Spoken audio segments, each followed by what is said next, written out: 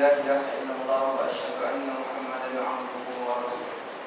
قال رب اشرح لي صدري ويسر لي أمري واحلل عقدة من لساني يفقهوا قولي. Assalamualaikum warahmatullahi wabarakatuh. Pertamanya saya mengucapkan terima kasih lah. Saya ucapkan terima kasih penghargaan kepada Tuan Pengerusi Ahli Jawatan Kuasa Takbir Masjid, ahli-ahli jemaah muslimin muslimat yang dirahmati Allah. Pertama-tama kita sama-sama lah. Malam ni kita alhamdulillah sampai saya sampai sini je hujan pun turun. Nampak rahmat Allah turun bagi kita malam ni. Hari ni kita Allah bagi peluang untuk kita sama-sama duduk dekat sini, duduk dekat dalam satu majlis ilmu yang Allah kata majlis ilmu ni adalah satu majlis adalah satu taman daripada taman-taman syurga. Allah pilih kita hari ni untuk kita duduk sama-sama, kita jadi mungkin satu hari nanti kita jadi ahli syurga Allah. Dekat dunia ni kita dapatlah duduk kita hadir majlis-majlis ilmu seperti ini supaya kita dapat merasai bahawa Allah katakan majlis ilmu ni adalah raudhah min riyadil jannah. Alhamdulillah, satu hari nanti semua impian semua orang nak masuk ke dalam syurga. Baiklah, berbalik kepada yang asal. Okay, saya perkenalkan diri saya. Saya nama Ahmad Zarul Zalfan bin Syahari. Okay, saya merupakan salah seorang kaki tangan daripada Asalin Trustee Berhad. Kami Asalin Trustee Berhad ni kami sebuah syarikat amanah. Okay, kami syarikat yang tertakluk kepada Akta Syarikat Amanah, yang mana kami syarikat yang memberikan perkhidmatan, mentadbir, mengurus, merancang harta pusaka untuk umat Islam. Okay, kami Asalihin dah berpengalaman lebih kurang 14 tahun di Malaysia. Kami tolong urus tadbir ni, harta-harta orang Islam khususnya. Memang kami tolong orang Islam ni yang kat mana kat Malaysia ni terlalu banyak masalah sebenarnya dalam pentadbiran harta pusaka, dalam menguruskan harta pusaka bagi orang yang dah meninggal dunia. Hari ni saya nak cerita sikit kenapa kita kena buat perancangan harta pusaka ni. Kita time sekarang, kita time hidup ni, kita masih bernafas, kita tak mati lagi, kita dah sibuk dah cerita pasal harta pusaka. Kenapa kita nak kena cerita tentang perancangan harta pusaka ni? Bila saya ketengahkan tentang perancangan harta pusaka ni, sebenarnya orang Islam kita sangat tak suka nak dengar. Bila cerita je perancangan harta pusaka, ustaz ni tak lain nak suruh kita mati cepat lah ni. Bila cerita tentang ni, harta pusaka, memanglah kita akan cerita tentang kematian. Tapi siapa yang boleh mengelak kematian? Kita beriman bahawa satu hari nanti memang kita akan meninggal dunia. Allah Subhanahu Wa Taala bersabda dalam Quran, "Wa likulli ummatin ajal." Bagi setiap umat, bagi setiap makhluk itu ada ajalnya, ada tempoh dia. Semua orang akan mati. Bukan semua orang, Allah mengatakan umat, iaitu makhluk dia di atas bumi ni tak ada satu pun yang kekal, semua akan mati. Okey. Fa iza jaa ajaluhum la yastakhiruna sa'ah wa la yastaqdimun. Sekiranya sampai kepada mereka ajal mereka ni tadi, tempoh kematian mereka, maka takkan dilambatkan walaupun sesaat dan takkan diawalkan. Oleh itu memang kita sebagai umat Islam, kita beramal dengan apa yang Allah turunkan dalam Al-Quran dan Hadis. Kita tahu satu hari nanti kita akan mati. Jadinya bila kita mati, kita tak banyak sikit pun kita akan tinggalkan harta pusaka. Orang tak nak hadapi realiti yang bahawa kita satu hari akan meninggal dunia. Okey, bila cerita pasal harta pusaka meninggal, dah suruh mati. Aku muda lagi, aku sihat lagi, takkanlah aku nak mati, lambat lagi. Tapi hidup kita ni bukan umpama rotek. Hidup kita ni bukan umpama cukai jalan yang tertampal kat kereta. Kita tahu bila nak mati. Jadinya lagi seminggu nak mati kita boleh kumpul. Kita buat persediaan, kumpul duit, hari ni rotek, senang. Tapi kalau hidup kita macam rotek kereta, senang tuan-tuan yang dirahmati Allah. Kita dah siap, settle dah semua yang sepatutnya apa yang kita tinggal kat atas dunia, kita dah tulis dah siap-siap. Tapi sayangnya, kita tahu yang kita akan mati, tapi Allah rahsiakan kepada kita waktu bila kita mati. Dalam keadaan apa kita mati? Kat mana yang kita mati? Kita tak tahu. Yang kita pasti cuma kita akan mati satu hari nanti. Nabi SAW ada bersabda bahawa yang bermaksud orang yang cerdik ialah orang yang selalu mengingati mati dan bersiap sedia menghadapinya. Kenapa Nabi menggalakkan untuk kita mengingati mati selalu? Cuba tuan-tuan, puan-puan yang selalu kita banyak ingat Allah. Bila kita sakit nak mati, cuba kalau kita sakit ni dah tak daya nak bangun ni, ya Allah ya Tuhan, ringankanlah beban, ya Allah, bila lah aku nak sembuh ni sakitnya ya Allah. Cuba kalau time kita sihat, Allah bagi kita nikmat sekarang sihat, duit banyak, limpah kurnia macam-macam harta dapat. Adakah kita mengingat Allah sama banyak dengan masa kita dalam keadaan susah? Selalunya umat kita macam tu. Bila datang kesusahan, bila Allah turunkan ujian pada dia, barulah dia nak ingat Allah. Disebabkan itu Nabi selalu mengatakan kepada kita, Nabi selalu suruh kita untuk ingatlah mati. Ingat mati dan siap sedialah untuk menghadapi kematian. Okey, baik. Perancangan harta pusaka Islam. Okey, bila saya cerita pasal perancangan harta pusaka, kita nak buat perancangan. Apa itu perancangan? Apa itu konsep perancangan? Okey, bila kita cakap pasal perancang, kita nak merancang ni sekarang ialah kita nak buat persediaan. Kita nak buat persiapan untuk masa depan. Bila kita merancang, adakah kita akan merancang sesuatu yang akan terjadi pada masa depan ni sesuatu yang buruk? Tidak.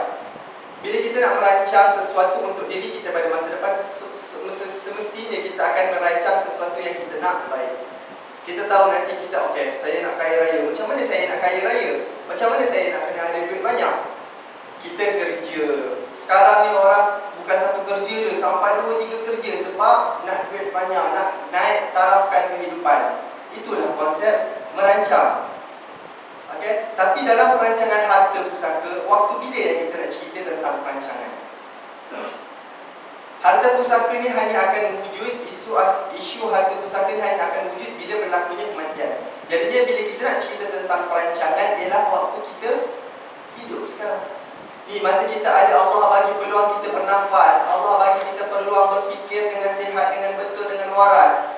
Masa ni lah yang kita nak fikir tentang perancangan harta pusaka. Tapi bila kita cerita tentang persediaan untuk menghadapi kematian, orang kita lebih kepada bersedia untuk semata-mata amalan. Aku tahu aku akan mati satu hari nanti. Alhamdulillah, aku solat 5 waktu sehari cukup. Awal waktu, bukan setakat solat fardu, dengan solat sunatnya. Solat sunat wudu, duha, semua dah tahajud, hajat, semua tak tinggal. Zakat, sepatutnya bayar banyak ni, saya bayar lebih lagi. Sebab apa? Kita tahu kita nak nanti kalau kita buat lebih, pahala kita lebih. Kita jaga ni amalan-amalan kita, hablum minallah. Kita jaga amalan-amalan kita dengan Allah. Tapi kadang-kadang kita lupa, kita hanya memikirkan apa yang boleh kita bawa balik dalam kubur ni nanti. Apa yang kita bawa aja, tapi kita lupa apa yang bakal kita tinggalkan atas dunia. Sedangkan atas dunia ni, yang dulu jadi hak milik kita, yang jadi tanggungan kita adalah masih tanggungan kita walaupun kita telah meninggal dunia. Orang banyak fikir untuk buat amalan, tapi orang lupa apa. Orang fikir apa yang dia nak bawa dalam kubur, tapi apa yang ditinggalkan atas muka bumi, dia lupa. Okey? Baiklah. Jadinya dalam perancangan harta pusaka, kenapa hari ni sebenarnya saya nak sangat kalau boleh saya dapat cerita ke semua umat Islam kat Malaysia tentang perancangan harta pusaka. Ramai orang tak tahu sebenarnya sangat penting untuk merancang harta pusaka. Bukan semata-mata saya nak cerita tentang nak urus harta sahaja. Bukan cerita saya nak cerita tentang hal keduniaan sahaja. Tak. Ini segi dari sudut akidah dan agama kita. Sebab apa? Dalam perancangan harta pusaka, pertama sekali, kita meninggal nanti. Kita meninggal tak banyak, sikit kita akan tinggalkan harta pusaka. Dan sekarang ni tuan-tuan dan puan yang dirahmati Allah, kita hidup di Malaysia, dekat mana-mana pun sekalipun, dekat negara mana-mana, kita banyak dibebani dengan hutang. Kita banyak ditanggung dengan hutang. Ada rumah 2-3 biji sekalipun, kita ada hutang. Rumah ada sampai 10, kereta sampai ada 10 biji sekalipun, kebanyakannya kita semua hutang. Dekat sekarang ni, dekat atas dunia, kita hidup dengan keadaan kita terlalu banyak hutang. Itu kita nak cerita tentang hutang dunia je. Macam mana nanti bila kita meninggal, kita nak pastikan bahawa kita meninggal, kita nak merancang ni supaya sesuatu yang baik kita dapat waktu kematian kita. Kita nak rancang supaya nanti kita meninggal, kita dapat tempat yang kita peroleh kejayaan. Okey, hutang. Pertama sekali hutang. Tanggungjawab kita ke atas hutang kita. Bagaimana kita nak pastikan apabila kita meninggal nanti hutang-hutang yang pernah menjadi tanggungan kita masa di dunia diselesaikan? Nabi kata apa? Barang siapa yang meninggal dalam keadaan dia berhutang, maka roh dia tergantung. Takkan pergi ke syurga, tak pergi ke neraka, tak pergi, tergantung. Tak ada arah tuju. Okey, betapa Allah memberatkan hutang ni sebenarnya dalam Al-Quran. Sampaikan ayat yang paling panjang Allah cerita dalam Al-Quran ialah tentang hutang. Kita bila cerita tentang hutang, ramai orang sangka bahawa kita akan tinggalkan semata-mata hutang dunia. Kereta saya masih berhutang, rumah saya masih berhutang. Tapi kita lupa tentang hutang kita dengan Allah. Saya ibaratkanlah, kalau kita meninggal dalam keadaan kita sakit dalam bulan puasa, sebulan tu kita tak puasa langsung, perlu tak bayar fidyah? Katalah kita meninggal dalam keadaan kita belum buat haji. Siapa yang bertanggungjawab nak buatkan badal haji untuk kita? Siapa yang bertanggungjawab semua ni? Allah menitikkan hutang-hutang bukan semata-mata hutang kita dengan manusia. Oh, aku hutang dengan kedai Pak Mat dekat luar sana, aku lupa nak bayar 2 bulan lepas sampai 500 dah sekarang. Bukan semata-mata hutang itu. Itu hutang tu memang Allah maksudkan, dan kita selalu terlepas pandang pada hutang-hutang kita dengan Allah. Itu sebab Allah galakkan, Allah suruh kita ni digalakkan untuk cuba untuk qada balik. Kita takut nanti kalau ada ibadah-ibadah kita yang tertinggal waktu kita sakit dulu, kalau kita ada masa qada zuhur, qada, kita niat qada je untuk menggantikan kalau ada yang tertinggal pada zaman dahulu masa kita jahil. Mungkin kita banyak buat dosa, banyak kita tinggalkan kewajipan, kita digalakkan untuk qada je sekarang. Tapi kalau kita dah meninggal, macam mana kita nak pastikan hutang kita ni dapat dijalankan? Kalau tanpa perancangan, macam mana yang kita nak pastikan semua ni? Okay? Allah cakap, bagi sesiapa yang mati syahid, bagi sesiapa yang mati bila dia memperjuangkan agama Islam, dia memperjuangkan agama Allah, maka tempat dia syurga. Siapa yang mati syahid, Allah dah janji dah bagi dia syurga. Janganlah takut orang yang mati syahid ni. Allah memang bagi dah confirm syurga. Tapi Nabi Muhammad SAW baginda mengkhususkan lagi tentang apa yang Allah cakapkan ini dalam hadis beliau yang mengatakan, yaghfiru lisyahid kulla dhanbi illa daini. Diampunkan dosa-dosa bagi orang yang mati syahid kecuali hutang. Allah cakap siapa yang mati syahid Allah janji syurga. Tapi Nabi khususkan apa? Walaupun kamu ni mati syahid tapi kamu ada hutang, kamu belum tentu dapat syurga. Kamu belum tentu diampunkan segala dosa-dosa kamu. Bagaimana Allah menitik beratkan hutang dalam kehidupan seorang insan. Cuma kadang-kadang hari ni kita terlalu terlepas pandang, kita lalai, kita tak fikir pun. Kita tak apalah, nanti kita meninggal, pandai-pandailah waris kita. Kita yang buat hutang, kita suruh waris pula yang uruskan hutang kita. Tak pasal-pasal pula kita bagi tanggungjawab kepada waris-waris yang tak sepatutnya menanggung apa yang kita buat. Okey, baiklah, kedua, kenapa kita nak merancang harta pusaka? Sebab kita tak nak nanti harta yang kita tinggalkan atas dunia ni menjadi sebab untuk kita tak masuk dalam syurga. Menjadi sebab waris-waris kita tarik kita daripada masuk syurga sebab kita tak rancang harta pusaka. Apa antara dosa-dosa bila kita tak rancang harta pusaka? Kita tinggalkan harta-harta kita kepada waris-waris kita. Kemungkinan besar ini yang selalu berlaku. Saya pernah berkhidmat kat mahkamah. Macam-macam sebenarnya. Dekat mahkamah syariah kita ni orang Islam, bukan ialah kes paling tinggi yang saya selalu jumpa, kes tentang penceraian. Umat Islam kita memang famous betul buat penceraian ni. Okey, yang keduanya kes salah laku. Kes salah laku dalam menguruskan harta pusaka. Kadang-kadang pakcik ambil semua harta, kak anak yang ni ambil semua harta, isteri anak-anak tak dapat, mak bapak ambil semua harta. Yang ni kita tak nak. Kita tak nak nanti bila kita meninggal, kita rasa kita dah masuk kubur ni, alhamdulillah amalan aku cukup semua, tapi kita tinggalkan waris-waris kita dalam berbuat dosa. Sedangkan Nabi SAW bersabda, kullukum ra'in wa kullukum mas'ulun an ra'iyati. Bagi setiap kamu adalah pemimpin dan kamu bertanggungjawab ke atas apa yang kamu pimpin. Kita tak nak nanti bila kita meninggal, waris kita makan harta yang batil. Antaranya ialah waris-waris makan harta yang sepatutnya digunakan untuk keperluan kita. Okey, baik. Dalam Islam menggariskan bila seseorang itu meninggal dunia, yang pertama sekali kita kena selesaikan hak si mati. Contohnya pengemumian dia, kos korek bubur, kos sekarang talqin, semua benda lah nak mati pun memang kena bayar jugalah walaupun orang tu nak mati. Okey, semua kos-kos tu yang melibatkan si mati kena bayar daripada harta pusaka si mati. Kemudian kalau dia ada tinggalkan hutang, dunia akhirat punya hutang kena selesaikan. Okey, termasuklah badal haji tadi, kalau ada zakat fidyah kafarah, semua tu kena selesaikan dulu.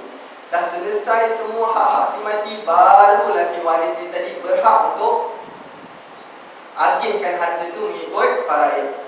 Tapi waris-waris zaman sekarang dia nak dapat paling banyak. Mak yang buat dosa, mak yang buat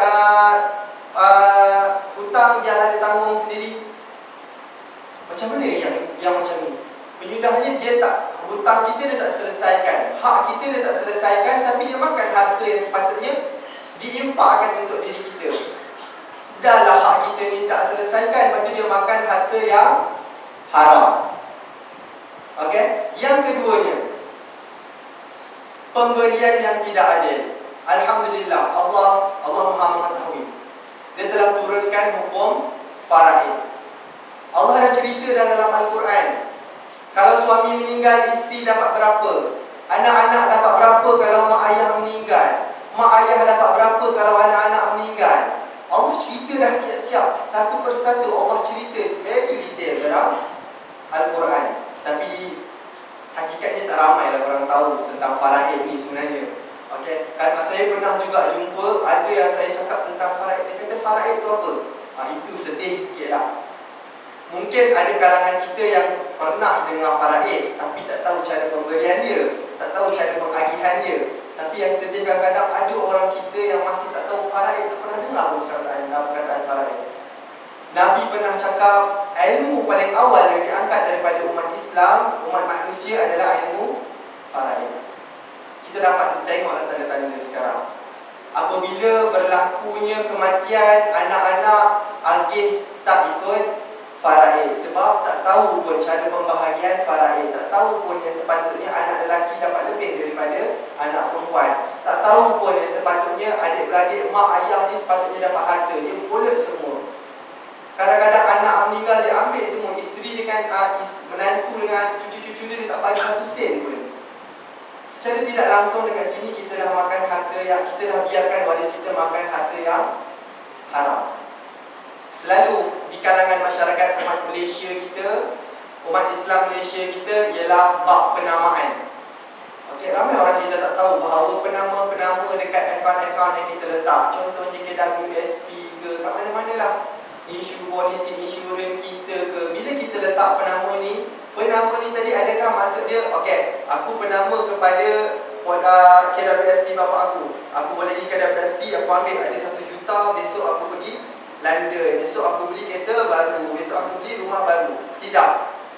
Okey, bila penama ni tugas dia mengikut Majlis Fatwa Kebangsaan Malaysia, dia adalah sebagai pemegang amanah sahaja.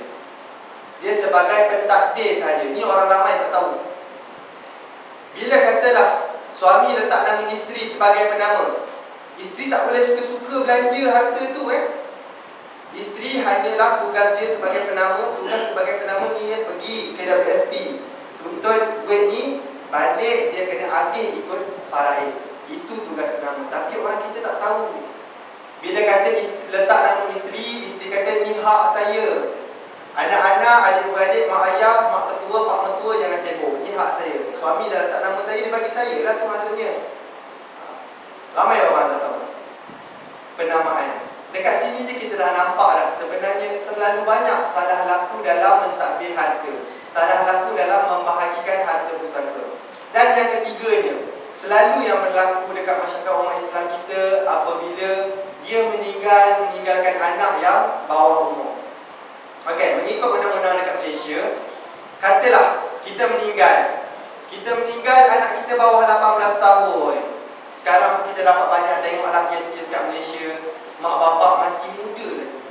Anak kecil-kecil 2-3 tahun, paling besar 7 tahun, 10 tahun, mak bapak dah meninggal. Tu saya cakap, ajal ni rahsia Allah. Bukan orang yang nak beruban, orang yang nak janggutnya putih baru cerita tentang kematian. Tak, kita yang muda-muda ni pun kena cerita selalu kematian. Okay? Bila anak kita ni yang bawah umur 18 tahun, katalah kita meninggal, anak kita umur 7 tahun, adakah mahkamah akan bagi kuasa kepada dia untuk pegang harta? Tak boleh. Macam sekarang lah, kalau kita nak buka akaun untuk anak kita bawah umur, kita kena didaftarkan sebagai pemegang amanah. Dia tak boleh nama anak kita seorang-seorang atas harta, sesuatu harta, tak boleh. Okay, itu mengikut undang-undang dekat Malaysia.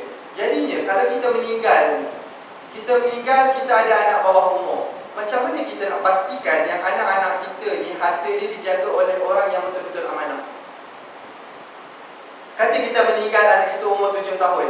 Apabila seseorang anak yang meninggal, bapa seseorang meninggal dunia, meninggalkan anak bawah 18 tahun, maka hak pemilikan harta ni hanya akan dipindahkan kepada anak ni tadi pada umur dia 21 tahun. Bayangkanlah kalau kita meninggal, anak kita baru umur 7 tahun. Nak tunggu sampai 21 tahun ni, siapa yang akan pegang harta dia?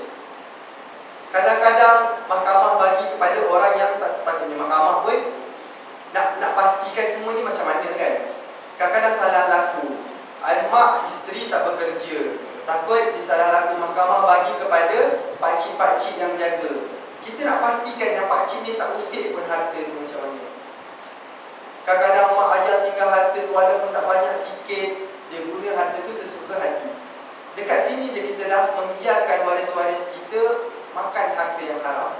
Banyak keadaan sebenarnya yang membolehkan bila kita tak buat perancangan harta pusaka, kita membiarkan waris kita buat dosa makan harta haram. Waris-waris kita tanggungjawab kita. Okey? Bagi setiap kamu pemimpin, kullukum ra'in wa kullukum mas'ulun 'an ra'iyati. Mak bapa adalah pemimpin kepada anak-anak. Suami pemimpin kepada isteri. Tanggungjawab kita semuanya apa yang mereka lakukan. Jadi kita kena rancang daripada sekarang supaya tidak ada berlaku macam ni. Nabi SAW bersabda, kullu lahmin nabatu minas suhti fannaru awla bih. Sadaqah Rasulullah SAW. Nabi cakap apa? Bagi setiap daging yang tumbuh dari perkara yang haram, fannaru awla bih, maka neraka adalah lebih baik baginya.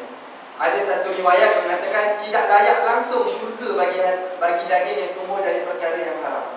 Kita nak biarkan waris-waris kita tergolong daripada orang-orang yang Allah yang Nabi kata dia takkan dapat masuk syurga. Tak nak. Okay? Kalau boleh kita rancang baik-baik harta pusaka supaya tak berlaku ni.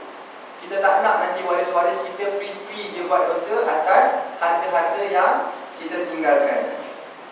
Okey. Baiklah, dalam merancang harta pusaka juga saya nak tekankan bagaimana yang kita nak pastikan bila kematian kita, harta kita ni digunakan ke jalan yang baik. Kita meninggal, kita ada 3 biji rumah, kita ada motor sport rumah, kita ada kereta besar BMW, macam-macam kereta lah. Kita banyak harta ni atas dunia yang kita tinggalkan. Boleh tak kita nak bawa masuk dalam kubur? Kalau diberi peluang, semua orang nak bawa harta masuk dalam kubur. Tapi tak boleh. Yang apa yang boleh bawa dalam kubur hanyalah amalan dan kain putih kita. Tu je yang boleh bawa masuk dalam kubur. Tapi macam mana kita nak guna harta kita yang atas muka bumi ni untuk bagi amal jariah kepada kita? Kita tak nak saja-sajalah tinggalkan harta kita atas bumi untuk waris-waris kita enjoy, jolly, tak bukan-bukan. Kita nak kalau boleh harta ni bagi khidmat kat kita lagi melalui perancangan harta pusaka lah. Sebab apa? Nabi SAW bersabda, iza mata ibni Adam inqata'a amalahu illa min salas. Sekiranya mati anak Adam itu, terputuslah segala amalannya kecuali illa min salas, kecuali 3 perkara. Kita dah mati di dalam kubur, tak ada bawa apa dah, terputus semua amalan kita dah, tak ada apa-apa dah yang jadi bekal kita kecuali 3 perkara. Apa dia? Yang pertamanya waladun salih yad'ulah, anak yang soleh yang mendoakan kita. Alhamdulillah, kalau kita dapat anak yang soleh yang selalu doakan, ini adalah saham bagi kita. Yang kedua, al-ilmu yanfa'u bi, ilmu yang bermanfaat. Kita hidup ke atas dunia, kita jadi cikgu, kita sampai, bukan nak cakap sampaikan ilmu ni hanya cikgu je. Kita orang-orang biasa pun boleh menyampaikan ilmu juga. Bila kita sampaikan sesuatu ilmu, orang amalkan, turunkan kepada orang lain, amal. Selagi mana orang mengamalkan apa ilmu yang diajarkan oleh kita, maka kita masih dapat lagi pahala saham tu, okay, atas amalan orang lain. Dan yang ketiganya, apa amalan yang kita boleh bawa masuk lagi dalam kubur, iaitu amal jariah kita, sedekahun jariah. Tapi macam mana yang kita nak pastikan bila kita meninggal ada sedekah jariah untuk kita? Kita nak pastikan duit, harta yang kita cari seumur hidup kita, susah payah jerih kita ni boleh bagi khidmat lagi kepada kita walaupun kita dah meninggal dunia.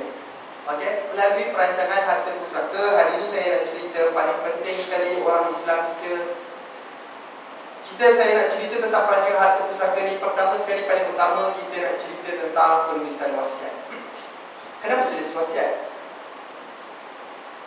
Okey, kenapa nak kena tulis wasiat?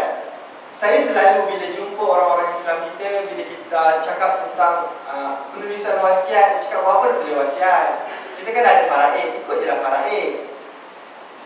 Faraid kan dah ada, Allah turunkan dalam Quran. Kenapa nak buat wasiat lagi?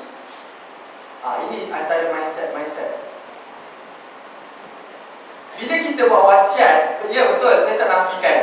Memang dalam Al-Quran Allah dah secara jelas Allah terangkan satu persatu bahagian bagi setiap ahli keluarga bahagian faraid. Tapi pada zaman sekarang kita kena combinekan, kita kena selarikan undang-undang dunia dengan undang-undang akhirat, undang-undang Allah. Bila kita meninggal dunia, okey, harta kita memang akan dibahagikan ikut faraid. Tapi siapa yang nak jalankan faraid? Faraid ni hanya menceritakan tentang yang ni dapat berapa banyak, yang ni dapat berapa banyak. Tapi adakah kalau kita meninggal, faraid akan datang rumah kita, ketuk rumah, Assalamualaikum, saya faraid, saya nak bagi harta ni. Adakah faraid akan datang rumah kita macam tu? Tidak. Perlu kepada seseorang pemegang amanah, pentadbir yang dilantik di mahkamah untuk menjalankan faraid. Dekat situ fungsinya wasiat sebenarnya. Okey, yang pertama sekali, pentingnya penulisan wasiat ialah kita nak melantik pemegang amanah, iaitu pentadbir kepada harta kita. Kenapa kita nak lantik daripada sekarang? Sebab apa kita nak lantik pemegang amanah ni waktu kita time hidup lagi? Pertama sekali sebab kita nak pastikan orang yang tadbir harta kita ni, orang yang uruskan hak kita ni adalah orang yang betul-betul amanah, orang yang tak seleweng harta kita, orang yang betul-betul ada integriti, orang yang tahu hukum hakam Allah, orang yang takut melakukan dosa. Dia ikut apa yang Allah suruh, apa yang Nabi suruh sahaja. Okey, pemegang amanah. Katalah kalau kita tak lantik daripada sekarang, kemungkinan besar orang yang tak sepatutnya jadi pemegang amanah akan jadi pemegang amanah. Macam mana kita nak pastikan nanti kalau kita meninggal, pemegang amanah yang dilantik tak siapa-siapa ni tadi melaksanakan hutang-hutang kita cakap tadi, hutang dunia akhirat kita ni, kita nak semua ni selesai. Jadi kita kena lantik daripada sekarang. Kita lantik pemegang amanah, kita lantik pentadbir yang betul-betul amanah, yang boleh uruskan hak kita, hutang dunia akhirat kita, hak kita ni sebagai si mati. Kita yang tinggalkan duit ni, kita yang tinggalkan harta, biar dia selesaikan hak kita. Dan kemudian dia boleh menjaga hak-hak waris-waris kita. Daripada sekarang kan kita dah nampak dah ni, muka siapa yang saya percaya ni waktu hidup saya untuk saya lantik sebagai pemegang amanah. Ini paling penting. Dekat Malaysia, untuk makluman tuan-tuan puan-puan yang dirahmati Allah, dekat Malaysia sehingga tahun ini 60 bilion harta orang dekat Malaysia ni terbeku. 60 bilion. Bukan million, bukan juta, bilion. 60 bilion harta dalam akaun bank tak boleh usik. Ni yang harta tanah-tanah dekat kampung-kampung tak tukar nama, masih atas nama atuk nenek. Ini biasa kita dengar. Duduk kampung-kampung, anak-anak waris-waris duduk atas nama penama yang dah tak ada dah pun atas dunia. Dah berapa peringkat generasi dah, tok kepada tok moyang dah berapa jauh dah, dia sendiri tak kenal siapa penama dalam tanah tu. Ini masalah. Sebab tak ada pelantikan pentadbir waktu dia hidup dulu. Bila dia meninggal, mahkamah takkan suka-suka bagi kuasa kepada sesiapa sahaja. Tu kadang-kadang sampaikan ada kes dekat Malaysia ni, satu keping tanah yang berapa ekar saja hingga sampai 50 tahun kebasan. Sebab apa? Masalah dia untuk dapat kuasa mentadbir, bukan dia senang. Okay? Bila kita dah lantik siap-siap, mahkamah tak pertikai. Sebab ni harta kita, kita yang lantik suka hati kita lah. Jadinya mahkamah tu dia bagi kuasa kepada sesiapa yang kita lantik. Dalam kita melantik pemegang amanah ni, boleh kita lantik siapa-siapa. Kalau kita kita percaya kepada isteri kita, lantik isteri kita. Kita percaya kepada suami kita, kita lantik suami kita. Kita nak kita percaya anak sulung kita, lantik anak sulung.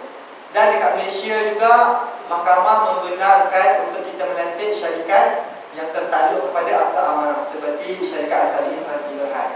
Okey, kita nak lantik individu pun tak ada masalah. Kita nak lantik pemegang amanah daripada syarikat amanah pun tak ada masalah. Okey, tapi kita kena tahulah, bila kita lantik individu, kita tak tahu ajal siapa yang datang dulu. Mungkin kita lantik suami kita, tapi kokot suami yang pula yang meninggal dulu, siapa yang nak uruskan harta kita? Kan?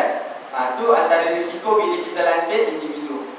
Okey, yang keduanya dalam wasiat. Kenapa penting dilantik wasiat? Macam saya cakap tadi, kita takut nanti kalau kita meninggal, anak-anak kita bawah umur, siapa yang nak jaga harta anak-anak kita ni? Nak tunggu di umur 21 tahun, ada orang yang betul-betul amanah. Macam mana? Kita rancang, kita tulis wasiat, kita lantik siap-siap penjaga. Suami lantiklah isteri, isteri lantiklah suami, supaya nanti tak adalah terbeku. Ada kes-kes yang sampai terbeku, amanah raya pegang. Bila amanah raya pegang lagi susah, kita tak boleh nak keluarkan. Suami meninggal, tinggalkan isteri dengan anak-anak kecil.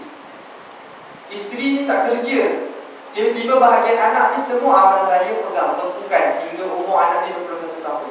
Macam mana isteri ni nak sara hidup dia sendiri pun belum tentu nak sara lagi hidup anak-anak.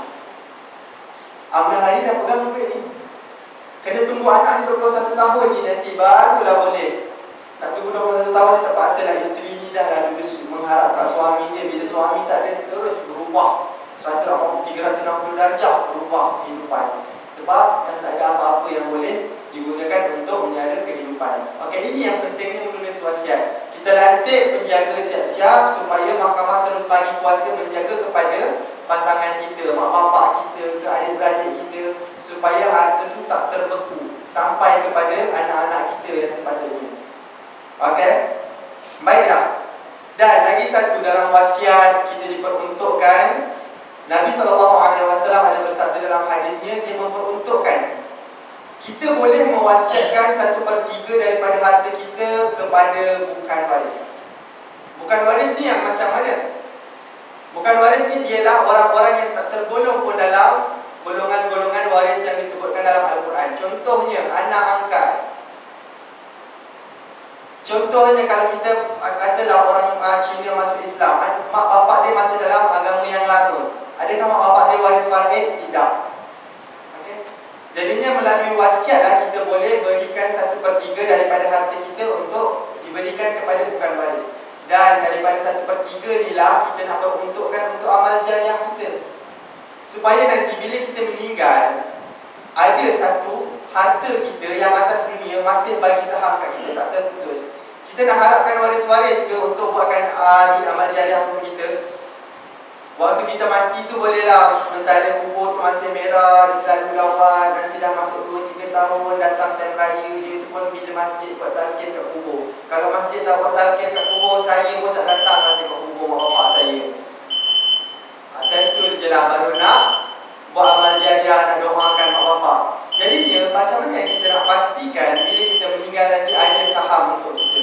Buatlah wasiat, rancang. Saya nak harta saya yang banyak ni, sekian harta saya, buat amal jariah, bagi dekat Masjid Nurul Saadah contohnya, bagi kepada mana-mana rumah anak yatim contohnya, bagi kepada mahat-mahat tahfiz, boleh.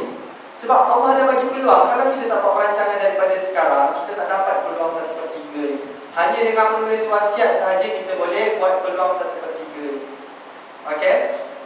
Okey, baiklah. Seterusnya dalam wasiat, bila saya cakap tentang wasiat ni, of course, semestinya, sorry saya selalu masuk bahasa Inggeris sikit, boleh faham pun. Okey, bila kita cakap wasiat, orang Melayu kita selalu cerita tentang pemberian. Saya cakap tentang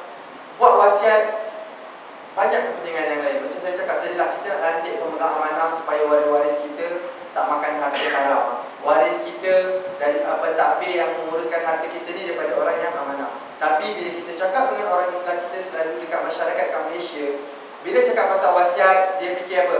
Ni harta yang ni saya nak bagi anak yang bongsu. Saya tak suka anak saya yang nombor 2 ni, dia dah kahwin, dia tak balik rumah langsung dah.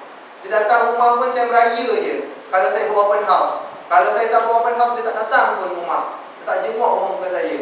Saya tak nak bagi langsung dekat dia. Yang ni yang orang selalu fikir. Bila cerita tentang wasiat, orang fikir macam mana nak bahagi harta, yang ni banyak mana, yang ni banyak mana. Kita dah ada faraid. Allah dah tetapkan dah dalam Al-Quran bahawa isteri dapat banyak mana, anak-anak dapat banyak mana. Ikut je faraid. Itu yang selalu saya sarankan kepada pewasiat-pewasiat. Ikut je faraid. Kita buat wasiat ni adalah sebagai satu ibadah kita. Tapi kalau kita nak buat ibadah, kita sibuk nak menentang, nak menafikan hak faraid, apa erti ibadah kita? Okey? Tapi sebenarnya dalam wasiat, boleh tak kita nak buat pemberian yang macam tu? Kita nak buat wasiat kepada waris. Ustaz, saya selalu dengar tau, ada ustaz dekat luar dia cakap buat wasiat kepada waris ni haram. Betul ke buat wasiat kepada waris ni haram? Sebab dia kata la wasiyah lil waris. Tidak boleh bagi wasiat kepada waris. Tapi sebenarnya Nabi menjelaskan lagi, illa yujiza bihi anhul warasah, kecuali ia dipersetujui oleh waris-waris yang lain. Katalah saya nak tulis, saya bagi harta saya semua kepada isteri saya. Anak-anak saya pada nanti isteri saya yang bahagikan. Tapi saya nak bagi harta ni biar bagi kepada isteri saya pandai-pandai lah lagi. Saya tulis pemberian dalam wasiat tak ikut faraid. Boleh ke tak? Boleh. Tapi dia masih tertakluk kepada faraid. Okey, sebab Allah dah turunkan hukum faraid, memang kita kena ikut hukum faraid. Katalah saya tinggalkan seorang isteri dengan 4 orang anak. Saya kata bagi kepada isteri je. Sedangkan anak-anak saya ada hak faraid. Lepas tu anak nombor 2 saya kata, saya nak bahagian faraid saya, maka dia berhak dapat bahagian faraid. Okey? Bila kita buat wasiat, kita beri pemberian kepada waris, ia masih tertakluk kepada faraid. Tapi insya-Allah kalau kita buat wasiat yang baik, saya selalu mencadangkan kepada pewasiat, kita jangan terus nak menafikan hak waris faraid.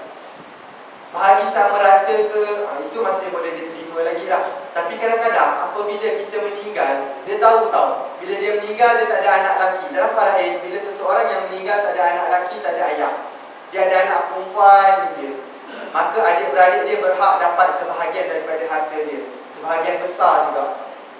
Jadi dia takut ni nanti, saya ni ada anak perempuan je Ustaz, macam mana saya nak buat wasiat? Saya nak bagi semua ke anak perempuan saya je, saya tak nak bagi langsung dekat adik-beradik saya. Boleh tulis dalam wasiat, tapi kena tahu bila berlaku kematian, mereka ada hak faraid mereka. Mereka boleh minta kalau mereka nak. Okey? Nah, itu pemberian dalam faraid. Wasiat tak haram, tapi yang jadi haram bila kita kata kita tulis kepada isteri, kita haramkan. Kita kata saya dah tulis kepada isteri saya, jadinya adik-beradik jangan kacau, tak boleh, awak tak ada hak langsung nak tuntut harta ni. Yang macam tu jadi haram. Kalau kita tulis, dia masih tertakluk kepada faraid, waris-waris lain kena bagi persetujuan, kita haram. Sebab dalam faraid kita ada konsep yang dinamakan takharush. Apa itu takharush? Dalam faraid kita boleh melepaskan bahagian. Contohnya dalam faraid, suami meninggal, isteri ada anak, dapat 1/8. Okey? Bila suami meninggal, isteri akan dapat 1/8 daripada harta sekiranya si suami ni tadi ada anak. Tapi bila waktu kematian diagih-agihkan, isteri kata tak apalah, saya tak nak 1/8 bahagian daripada harta pusaka suami saya ni. Ambil 1/8 ni bahagi je sama rata kepada anak-anak saya. Boleh ke tak? Boleh. Sebab itu adalah hak dia. Dia nak lepaskan hak dia. Tak ada masalah. Itulah konsep yang digunakan dalam wasiat. Wasiat yang kita tulis ni, bila kita cerita tentang pemberian, dia adalah sebagai surat hasrat kita je. Kita minta waris-waris kita yang lain untuk lepaskan bahagian faraid. Itu konsep sebenar. Bukannya kita nak nafikan hak dia. Tidak. Itu sebab bila kita baca wasiat, kita masih minta persetujuan waris-waris lain. Okey? Dan dalam wasiat dah juga kita nak cerita ni. Ni nanti bila kita dah meninggal ni, siapa-siapa lagi yang nak duk ingat anak-anak kita. Kita dah meninggal dunia. Kita dah tak duduk lagi dengan anak-anak kita. Kita dah tak dapat pandang lagi muka anak-anak kita. Siapa yang kita nak siapa yang nak ingatkan mereka ni lagi? Nanti kalau ayah dah meninggal, doa-doakanlah ayah selalu. Selalu-selalulah jenguk kubur. Bacakanlah Quran. Sedekahkan apa pahala untuk ayah. Jadi dalam wasiat ni dah kita ambil peluang untuk tulis pesanan-pesanan macam ni. Jangan ikut cerita Hindustan. Dah kena tembak 10 kali boleh cakap lebih kurang sejam lagi cakap tinggalkan pesanan. Itu tipu. Dan cerita Hindustan tu tipu lakonan semata-mata. Kita kalau Allah dah panggil ajal kita, mungkin tak sampai 1 minit pun kita tak sempat nak cakap apa pun. Bila orang di ambang sakaratul maut, dah tak ada masa dah nak cerita, nak fikir. Dia bila orang dah nazak, dia tak fikir dah pasal ahli waris dia dah. Dia fikir untuk diri dia lagi macam mana dia nak menghadapi kematian. Jadinya waktu bila yang kita nak tinggalkan pesanan supaya nanti bila kita meninggal, anak-anak kita gunakan harta pusaka kita ke jalan yang baik. Jangan gunakan kepada jalan yang haram, perkara yang bukan-bukan. Okey, dalam wasiat dah kita tulis segala benda. Okey, ingat yang pertama bila saya cakap pasal wasiat, bukan semata-mata pemberian. Okey, pemberian nak tulis macam mana pun boleh, tak kisah, tak ada masalah. Tapi kita boleh tulislah kat pesanan terakhir. Kenapa kita bagi pembahagian macam ni? Sebab mengikut pengalaman kami di Asalihin sekalipun, kebanyakan wasiat memang tak ikut faraid. Kami akui. Okey, kebanyakan wasiat orang Islam kita memang tak ikut faraid. Dan apabila kita bacakan wasiat, alhamdulillah kebanyakan waris memang akan ikut wasiat. Tak banyak alat tentangan. Okey, sebab dia tahu apa hasrat mak ayah dia buat wasiat tu sebab apa. Okey, nak tulis dalam wasiat ikut kehendak kita tak ada masalah. Tapi dia masih tertakluk kepada faraid. Yang paling penting dalam wasiat nak lantik ni orang yang betul-betul amanah, boleh selesaikan hak kita, boleh selesaikan hak waris-waris kita. Lepas tu kita nak lantik orang yang boleh jagakan harta anak-anak kita yang bawah umur. Kemudian melalui wasiat lah kita tanam saham untuk kita nanti. Sekurang-kurangnya ada persediaan, ada bekal yang kita boleh masuk dan bawa dalam kubur. Okey, sekurang-kurangnya adalah aircon ke dalam kubur kan. Sejuk je alhamdulillah. Sebab kita dah rancang siap-siap untuk diri kita. Kita tak naklah kita buat sediakan harta buat banyak atas dunia, kita bagi semua kat waris-waris ni buat apa? Sediakan untuk diri kita juga. Okey, kemudian dalam wasiatlah kita nak tinggalkan pesanan. Okey, pesan-pesan kepada waris. Ni waktu kita sihat sekarang ni lah kita kena rancang. Sebab itu Nabi kata, ingat selalu mati. Bersiap sedia untuk menghadapi kematian. Sebab mati ni boleh datang bila-bila masa. Rahsia Allah. Kita dapat tengok sekarang pun, saya pernah je jumpa orang yang umur 23 tahun umur. Saya jumpa dekat hospital. Dah buat dialisis buah pinggang. Umur 23 tahun lah. Sekarang ni, market kita zaman sekarang ni kat luar sana macam-macam ubat. Yang putih, yang pamoga, macam-macam lah ubat kat luar. Saya tak cakap apa-apa, saya contoh yang macam-macam ubat-ubat yang dikeluarkan kat luar. Tapi kita dapat tengok zaman sekarang makin banyak juga penyakitnya menimpa. Orang dulu-dulu duduk berapa lama pun alhamdulillah sihat je, minum air, minum akar kayu je. Tak perlu pun nak kena ada ubat-ubat suplemen. Alhamdulillah sihat, kadang-kadang boleh hidup sampai 100 tahun.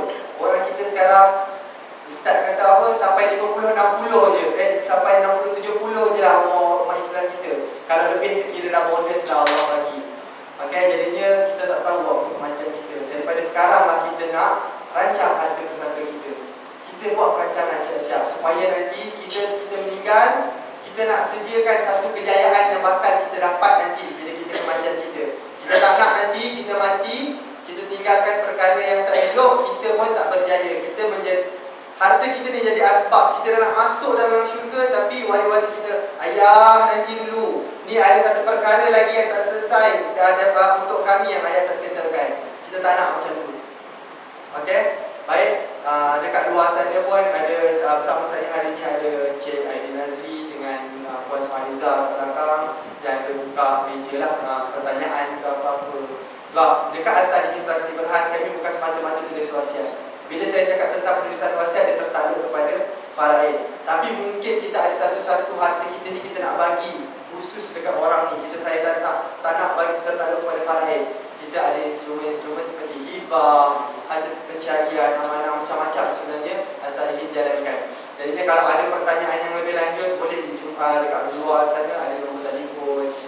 pun dekat Puan Suhaiza ada buka office untuk Asali Trustee Berhad dekat belakang Alliance Bank tu, dekat atas kedai baju. Ada satu office Asali Trustee Berhad. Okey, tapi kalau kat dekat situ nanti boleh jumpa Puan Suhaiza ataupun Cik Aidil.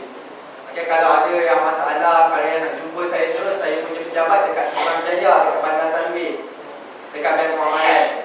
Dekat area situ saya punya pejabat. Tapi kalau ada apa pertanyaan yang lebih dekat dekat sini lah, senang. Apa-apa pertanyaan boleh je. Okey.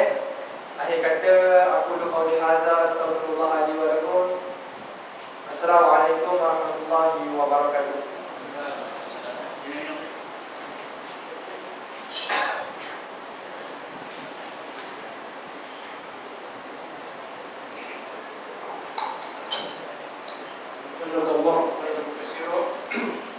Terima kasih banyak kepada Ustaz. Dan kalau ada usilan daripada tuan-tuan untuk mendapat penjelasan lebih lanjut tentang sesuatu perkara, mungkin apa persoalan yang mungkin timbul dalam benak kita ialah 1/3. Ustaz, 1/3 tu kan boleh kita hasilkan untuk mereka yang kita bagi amanah untuk selesaikan peninggalan harta pusaka kita. Ustaz, ada macam saya tanyalah, adakah apa tuan punya ni bapa dan sebagainya, dia ada dah pilih satu budak amanah, dan Ustaz kata kepada pemegang amanah ni sebagai upah dia kita bagi 1/3 daripada harta tu, boleh Ustaz? Kalau untuk pemegang amanah yang bukan waris, kita boleh bagilah 1/3. Kalau kita nak bagi kepada waris, katalah kita lantik pemegang amanah tu bukan waris, kita boleh bagi 1/3, tak melebihi 1/3. Tapi kalau kita lantik pemegang amanah tu daripada kalangan waris kita, maka dia hanya berhak untuk bahagian faraid sahaja. Tapi kalau kita nak bagi lebih, boleh ke tak? Kita boleh tulis dalam wasiat, tapi dia tertakluk kepada persetujuan waris-waris yang lain. Maka kita nak bagi lebih daripada bahagian faraid yang dia sepatutnya dapat, perlukan persetujuan lah.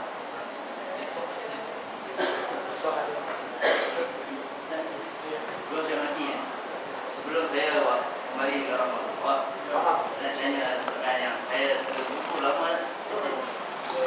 Jadi bapa dia, contohnya, bapa dia kata dia nak bagi sama kata.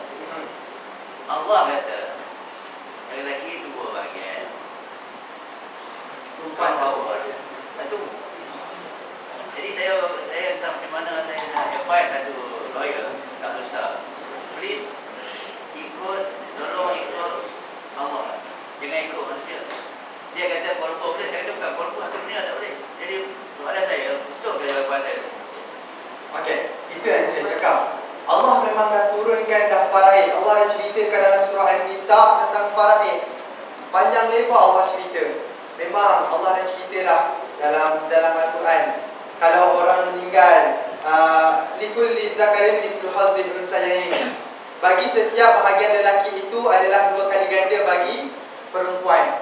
Kalau kita ada adik-beradik perempuan, lelaki dan perempuan, lelaki ni akan dapat 2 kali ganda daripada bahagian perempuan. Tapi kalau kita nak bahagi sama rata, boleh ke tak? Okey, sebenarnya boleh. Itu yang saya cerita tadi tentang konsep tafarush dalam Islam. Dalam ilmu faraid, kita boleh melepaskan bahagian. Bila kata nak bahagi sama rata antara adik-beradik dengan adik-beradik lelaki dan perempuan, siapa yang akan melepaskan bahagian? Adik-beradik lelaki.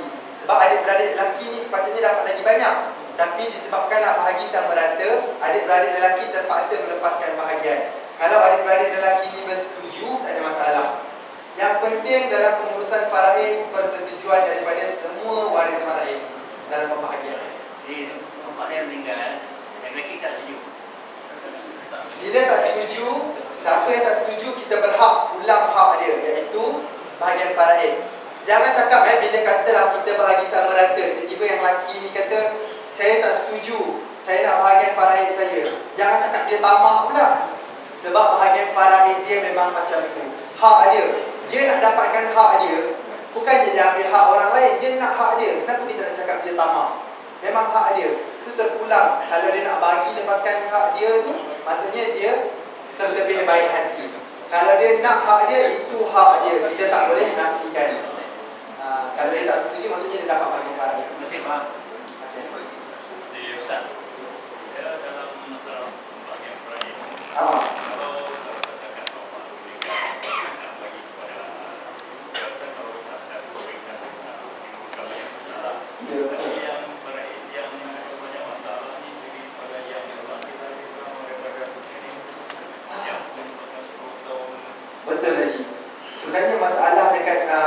Islam kita ialah tak ada perancangan harta pusaka. Saya cerita sikit Dekat Malaysia ni, yang saya cakap 60 bilion harta terbeku, 90% daripada harta terbeku 60 bilion ni adalah harta umat Islam. Sebab apa? Sebab umat Islam kita tak suka buat perancangan harta pusaka. Nak buat perancangan harta pusaka ni, saya buat cerita mati buat apa? Tak payah buat perancangan harta pusaka. Orang bukan Islam, dia tak ada faraid dalam agama dia. Tuhan dia tak cerita tentang kalau si suami ni meninggal, isteri dapat berapa. Dia tak cerita dalam agama dia. Jadinya mereka risau tau. Kalau saya ni mati, siapa yang akan dapat harta saya? Tu kesedaran mereka untuk merancang harta pusaka sangat tinggi. Saya boleh bagi ratio seorang kita buat wasiat, orang non-Muslim dah buat 12 wasiat. Kita baru 10 orang buat wasiat, dia orang dah buat 120 wasiat. Okey, sebenarnya masalah dalam pembahagian harta bukan masalah faraid. Faraid ni betul dah Allah turunkan cantik sebab Allah nak cerita tentang pembahagian saja.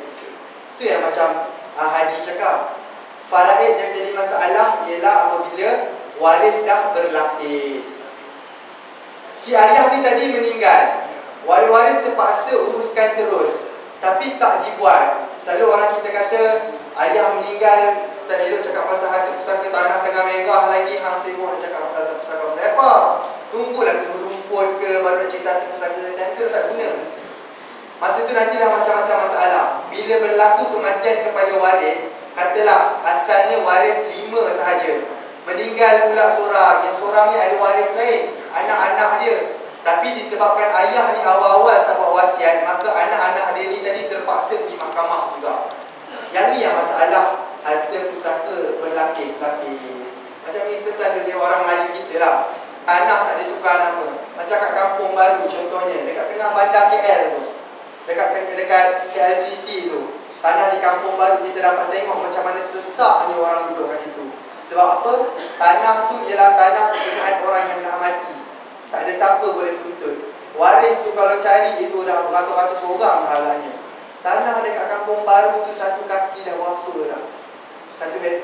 Berjuta lah, nilaian juta dah harga dekat situ, dekat tengah-tengah bandar KL. Tapi disebabkan tak ada perancangan, tak ada siapa-siapa pun waris nak urus tadbir harta ni tadi, maka terbiar je lah macam tu. Untuk orang ada ruang tanah sikit je dia buat rumah, sebab dia tahu tak ada siapa pun akan tuntut dia, tak ada siapa pun akan dakwa dia. Masalah orang Islam kita. Jadi macam mana masalahnya akan di atas kita tak tahu siapa yang punya. Betul. Itu kalau masalah ni boleh diatasi dengan mudah, 60 bilion ni tak berlaku semua. Sebab masalah ni terlalu susah. Bila kita nak cerita tentang pembahagian mengikut hak hukum syariah, memang kita kena cari waris. Sebab itulah walaupun sepatutnya kerajaan mesti buka mata tentang harta tanah yang tengah-tengah bandar KL tu, tapi susah juga nak diuruskan. Sebab memang kerajaan sendiri tak boleh nak, tak ada hak untuk suka-suka tu bagi kepada orang. Sebab tanah tu masih ada pendidikan. Jadi itulah pentingnya kita kena rancang daripada sekarang. Kita tak nak nanti harta kita jadi adik-beradik kepada 60 bilion tu. Buat apa? Tampak kenaikan sangat mendadak dari tahun ke tahun harta terbeku. Bolehkah saya bagi cadangan? Sebenarnya harta semua ni hak Allah. Betul. Jadi kalau kita ikhlas betul, serahlah Allah. Kan? Maknanya kalau kita fikir memang tak boleh dapat. Tak ada fikir. Betul. Sebab itulah kita tahu harta ni adalah pinjaman Allah semata-mata. Bila Allah bagi pinjam dekat kita, kita bagi pinjam ke orang. Orang yang pinjam tu dia berhak, dia kena jaga, dia bertanggungjawab untuk jaga harta tu. Dia tak boleh suka-suka merosakkan harta tu. Itu juga fungsi kita sebagai peminjam harta Allah ni. Kita kena pastikan Allah bagi nikmat kat kita, harta dekat kita, kita gunakan yang sebaiknya. Kita rancang supaya kalau kita meninggal, kita dapat pulangkan balik sepatutnya mengikut apa yang Allah suruh. Allah dah kata bagi kau faraid, dia bagi kau faraid lah sebab harta ni harta Allah. Kita ikut cakap Allah je lah. Ikut kaedahnya macam tu. Bila rakit, dia perakit ni, ada satu tempat dia nak harta pusaka meninggal. Daripada hibah kena. Daripada hibah. Hibah ni bila kita cakap hibah, kita buat daripada sekarang. Dia bukan harta pusaka dah. Okey, harta pusaka hanya apabila si penama atas tanah ni dah meninggal dunia. Tapi kalau dia masih hidup, dia buat hibah, dia masih hidup lagi. So memang kena lah. Elakkan daripada kena ilmu. Kadang-kadang orang kita suka macam tu juga. Hibah sekarang siap-siap.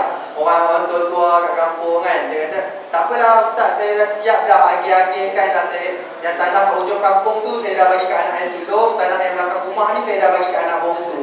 Tapi sebenarnya benda macam ni pun risiko. Kita tukar nama siap-siap. Sebab kita tak tahu siapa yang meninggal dulu. Macam kes ada berlaku di Sungai Petani tahun lepas. Sepasang suami isteri, dia tak ada anak. Sepasang suami isteri ni dah kahwin lama dah, tak ada anak. Akhirnya dia ambil anak angkat. Disebabkan terlalu sayangnya dekat anak angkat, sebab inilah satu-satunya anak dia, dia tukarkan nama rumah yang dia duduk ni kepada anak angkat ni tadi. Sebab dia takut nanti kalau dia mati, anak angkat ni terpaksa duduk tepi jalan. Tapi perancangan Allah tu rahsia je kan, kita tak tahu.